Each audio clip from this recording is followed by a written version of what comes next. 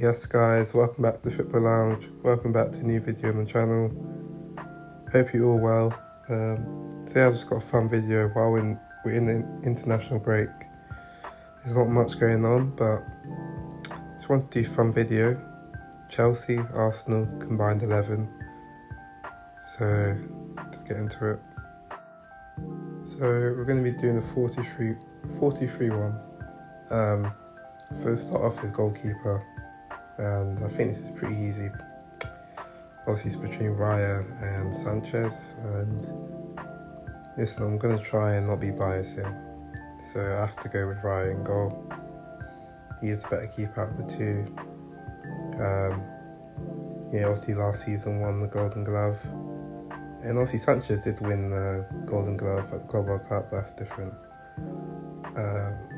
Raya is just a more consistent keeper, so I have to go with Raya in goal. And then we go into defence. Obviously this start at left back, so I think it's between Cucurella, Xii, to be honest, and Calafuri. And out of the three, again I think this is pretty easy. Cucurella for me is probably the best left back in the league. He's so consistent. Every game will give you at least 8 out of 10. Doesn't miss games like for injury like Calafuri.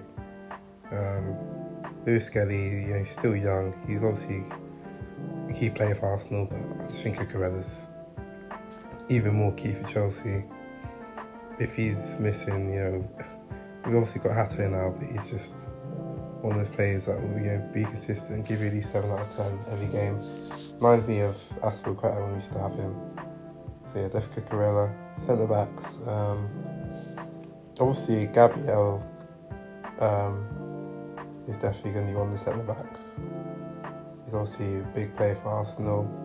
Arsenal defensively are really strong, so Gabriel. And then the other one, I would say Saliba, but he's injured. Same as Colwell, who was unfortunately he's going to be out the whole season. So considering that, I think Chalobah for us has been really good this season. He's obviously scored against West Ham. He's been really strong with set pieces, and defence he's been solid.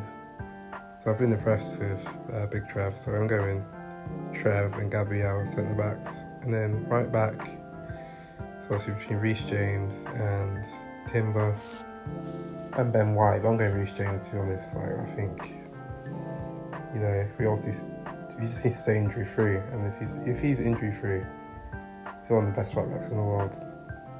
He's so good, defensively and offensively. What he brings, crossing, goals, assists, and technically, I think he's underrated. He's really good technically. So yeah. Okay, midfield is more tricky, but for me, Casado has to be in there. He's just a beast in midfield, a machine. He's such he's so good at winning the ball for us, and then he can score as well. He can do everything in that midfield.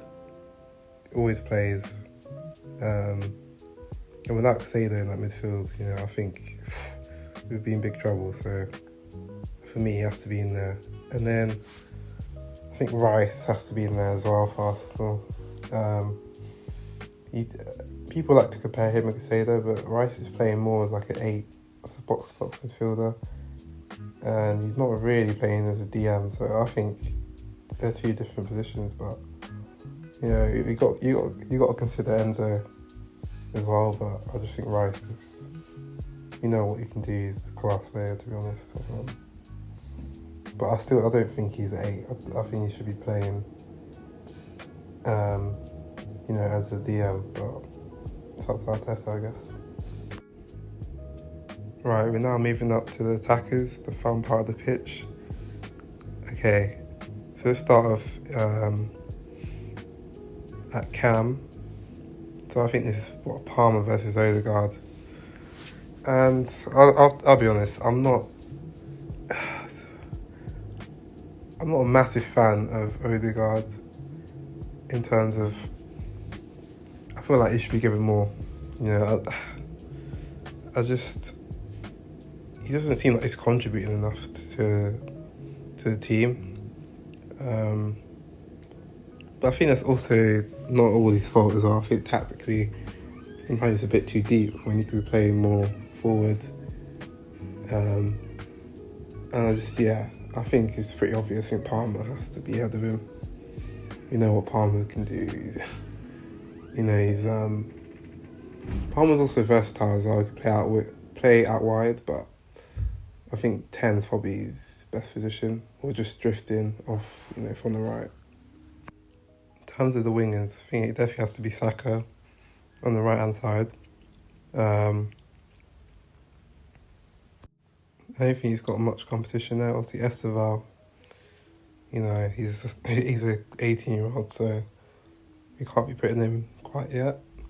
And left hand side, I think it's between Martinelli and I think Neto, because Neto could play both sides. So, and also Eze as well. Eze, I think it has to be Eze, doesn't it? I think that's quite obvious. Now to finish up front, even though João Pedro has been impressive so far, I don't think I can put him ahead of Gyökeres. And it hurts me to say this, but Gyökeres is the better striker. But that's not a knock on João Pedro, because João Pedro could play in so many different positions. I don't think he's just a striker, but I think Gyökeres, based off his reputation, I have to put him ahead. What he did at Sporting, and I do think he's going to be. I do think he'll score 20 Premier League goals to Arsenal this season. So he has to go there. But João Pedro's really lucky to miss out. But that doesn't mean in the future it can change, but we'll have to see. There you have it, guys. That's my combined 11. Hope you enjoyed the video. Something different. But yeah, 6 Arsenal players, 5 Chelsea players. It's pretty close. And, it's going to be interesting to see whether Chelsea can finish ahead of Arsenal this season.